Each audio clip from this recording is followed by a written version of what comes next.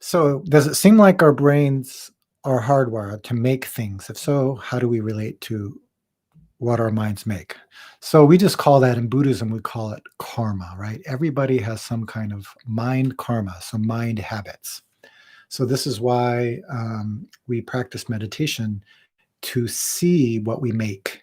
I believe last week we talked about something that Latsu once said, and he had a very simple kind of teaching which connects to Zen practice and Buddhism. He said, pay attention to your thoughts, right? So that's what we teach in meditation. When we give meditation instruction, we tell people, how to sit, how to breathe, what mantra to use or phrase. But also the main thing is to pay attention to your thinking. So Latsu said, pay attention to your thoughts because your thoughts become words. Pay attention to your words because your words become actions.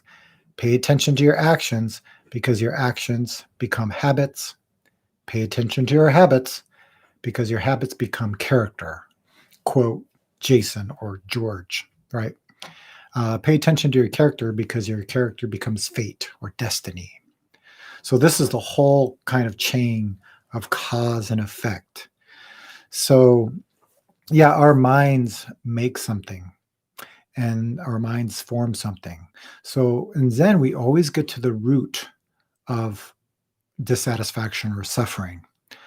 If you look at in Buddhism, there's the 12 links of dependent origination, right? And if you look at the very first one, it starts with ignorance. But in Zen, we take it one step further. Then if everything comes from ignorance, then where does ignorance come from? Right? From that place, we come to the place before mind, before making, before karma, before habits, before character, before actions, before speech, before thinking. So our mind is clear. That's why we say it's like a mirror, it just reflects everything as it is. So that's what meditation is doing, is we're actually paying attention to this so we can see what we are thinking, then we can see what we're saying, then we can perceive clearly what we're doing, we can perceive clearly our habits, our character, and our fate. So that's just all karma. It doesn't matter. So in Zen practice, we return to this clarity. That's why we call it truth. If you read any of Zen Master Sung Song's books, he's always saying the sky is blue, trees green, dogs barking, woof woof. But we're not like that, right? We add on to the truth. That's what we call making. The dog's barking is so loud. I don't like the dog's barking because it's ruining my meditation, right? That's making something.